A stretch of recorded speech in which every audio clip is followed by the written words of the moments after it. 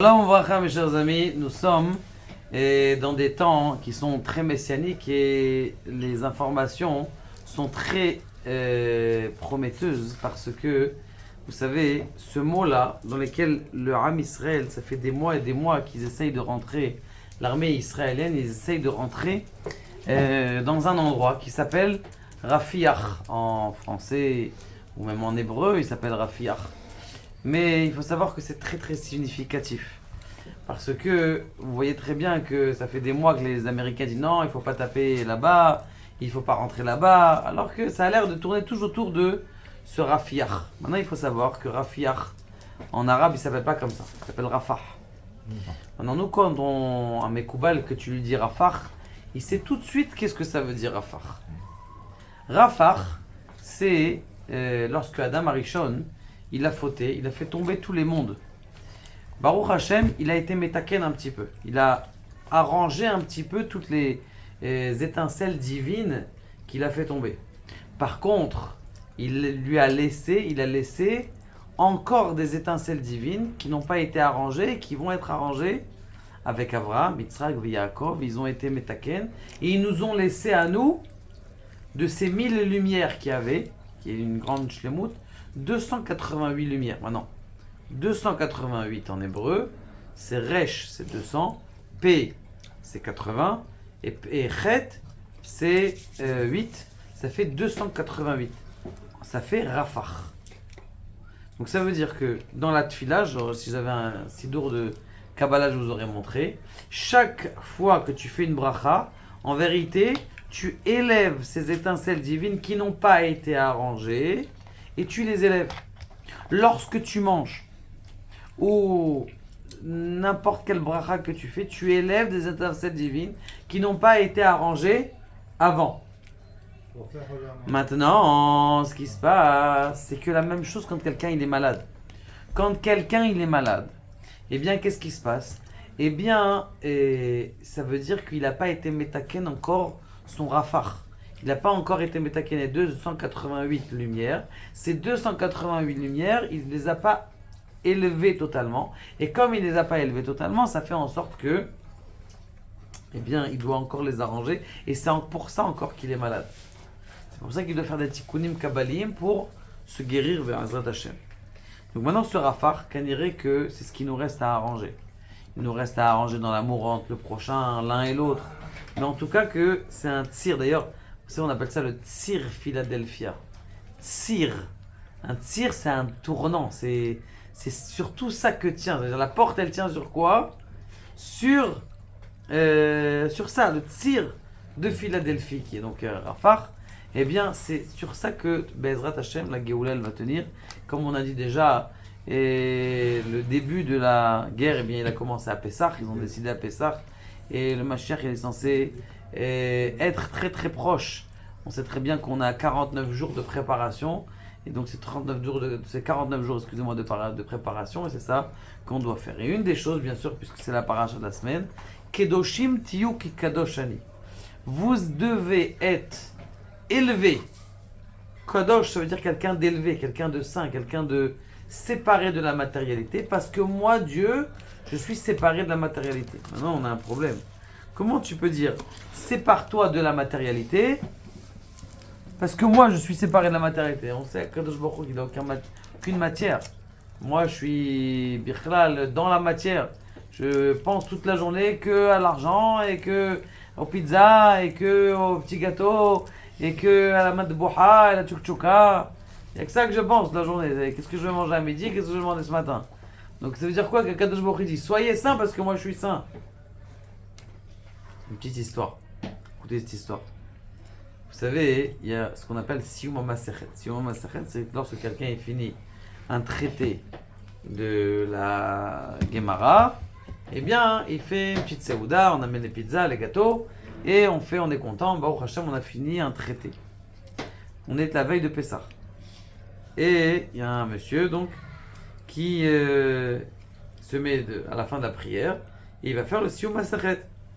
Maintenant, il commence, il prend la Masechet, puisque on avait fini dans le Dafayomi, Masechet Baba Kama.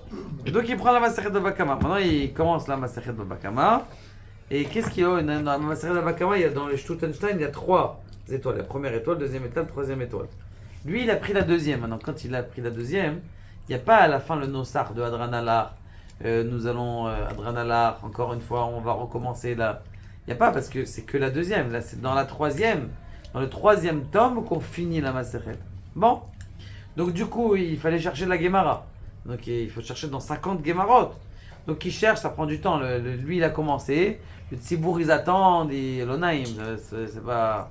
Bon, il va chercher la Gemara. Une fois qu'il a trouvé la Gemara, il se rend compte, Bichlal, qu'il avait même pas fini. Parce que dans la Maseret Baba Kama, il y a deux prakim de la fin. Il s'appelait Agozel. Les deux, il s'appelait celui qui vole. Donc lui, il lui manquait en vérité plusieurs dapim. Plusieurs pages. Maintenant, les gens, ils attendent. Ils attendent pour pouvoir manger. Donc l'Onaïm, il finit vite. Il connaissait un peu la Gemara déjà. Il répète. Et il commence à faire le sioum. Tout ce Lonaïm là, c'est un petit peu honteux. Comme ça, le Tibi, il n'a pas fini. Et tu t'es dit que tu as fait la Maseret, mais tu n'as pas fini la Maseret encore. Ça a duré bien 10-15 minutes. Bon. Baruch Hashem, ils sont contents les gens. Et ils voient à l'extérieur la police, là, les ambulances, les machins. Qu'est-ce qui s'était passé?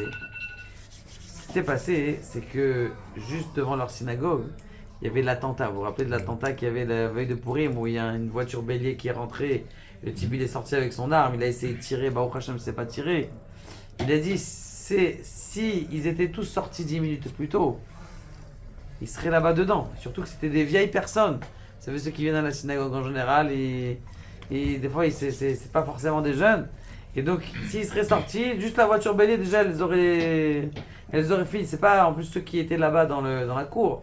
C'est des jeunes, donc ils ont pu courir, ils ont pu partir. Ils n'auraient pas pu courir. Donc, le temps que la police elle arrive et tout ça. Donc, tu vois que Mina Shamaim, même le sioum que t'as raté, que t'as pas fini, c'était Metouchnan, que les gens ils sortent plus tard, et grâce à ça. Et donc ça c'est une petite histoire comme ça de Emouna. Deuxième histoire, elle est comme ça. C'était une fois dans un bateau.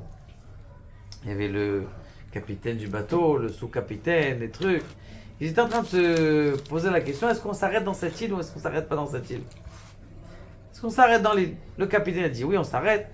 Le sous-capitaine dit non. L'autre il commence à râler, il dit oui, non. Ça commence à avoir là-bas dans à bâbord.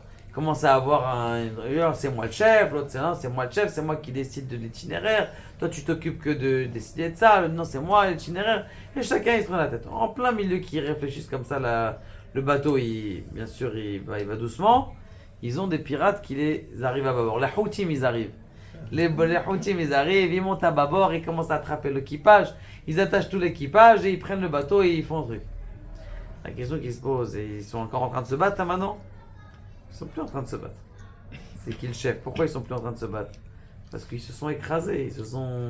Ils ont compris que c'était quoi? C'était pas eux les chefs en vérité. C'est qui les chefs maintenant? C'est les Houthim qui sont sur le bateau. Ils sont en train de gagner le bateau. De là, on apprend quand est-ce que quelqu'un y croit que c'est lui qui fait tout dans la vie? C'est quand tu crois que t'es le Baalabait. C'est toi le propriétaire. Habibi. T'es pas Baalabait. Il y a un Baalabait en haut, à Kadosh Baruch Hu, c'est lui qui dirige les choses. Tant que tu crois que tu diriges, tu t'énerves, les gens ils sont ah c'est pas normal, c'est moi, c'est moi qui. Pourquoi tu t'énerves? Parce que tu crois que c'est toi qui gères, c'est pas toi qui gères. C'est Kadosh Baruch Hu qui gère tout dans le monde. Arrête de dire que tu gères. Et il dit comme ça, une fois il y a quelqu'un, ils sont partis de voir le Rav de Kovrena. Ça il dit le Rabbi Darman, il dit le Rav de Kovrena. Il y a un de ces talmidim qui est venu voir, il lui a dit comment je dois construire la maison? Le Rav il s'est pas dégourdi, il a dit tu sais comment tu dois construire la maison? Non, tu dois me couvrir une vidéo. Tu dois construire la maison pas sur la tête. Tu dois construire la maison sur la terre. Il n'a pas compris ce qu'il a dit. Tu dois construire la maison sur la tête. Est-ce que tu dois construire la maison sur la comment on appelle ça? C'est-à-dire quoi? Construire la maison sur la tête, construire la maison sur la tête. Il dit il y a des gens dans leur vie, toute leur réflexion, elle est dans quoi? Elle est dans le chomer. Est-ce que ça va marcher? Quelle voiture je vais acheter? Est-ce que je vais acheter une Jeep? Est-ce que je vais acheter une autre? Est-ce que je vais acheter cette maison? Je vais pas acheter cette maison. Je vais acheter quoi au super ou pas? Toutes leurs, ils sont autour du chomer. Tu veux construire une maison, ça soit ça pas ton essentiel. Pas la peine, hein, attends, je vais regarder le carrelage, je vais ça. Tu vas te prendre la tête. C'est pour ça qu'on dit Kol ha'osek bebinyan mitmasken. Tout celui qui s'investit dans la construction des maisons, il devient misken à la fin. Pourquoi? Parce que il y a beaucoup de choses à faire et c'est comme ça. Là, il y a des petits inspecteurs des travaux, travaux finis. Il y a beaucoup de choses. Pourquoi? Parce que les gens ils sont makpidim dans le homer. Mais si tu peux construire une maison, tu vois, ça, Baruch Hashem, c'est juste pour habiter combien de temps? 70 ans, c'est comme quelqu'un, il est dans un train. Il commence à mettre les rideaux, il commence à nettoyer le train. Il n'a pas le temps, il sait que dans 5 minutes il va sortir, il va commencer à nettoyer le métro. Il n'a pas que ça à faire. On est dans un métro, Habibi, on est 70 ans ici. C'est ça qui dit Ma Atem Kedoshim, vous êtes Kadosh parce que moi je suis Kadosh. Ça veut dire quoi Kadosh pour un homme? D'essayer de comprendre que Kadosh Baruch Hu, c'est lui qui gère le monde. Ça veut dire de même qu'Akadosh Baruch Hu, il est séparé. Toi aussi, sépare-toi du matériel. Élève-toi. Élève-toi au-dessus de la matérialité. Plus tu vas t'élever au-dessus de la matérialité, et plus tu vas voir que les choses, elles vont être plus simples. Plus tu es dans le chomer, tu es encore dans tes problèmes. Il y a des gens qui font des doctorats de problèmes. Des doctorats. Non, mais oui, mais peut-être qu'il va avoir ça. Et peut-être que ça va exploser. Peut-être. Arrête de faire des doctorats de ton problème. Sors de ta. Élève-toi. Envole-toi. Il y a un rave qui dit que. Est-ce qu'un homme il peut voler?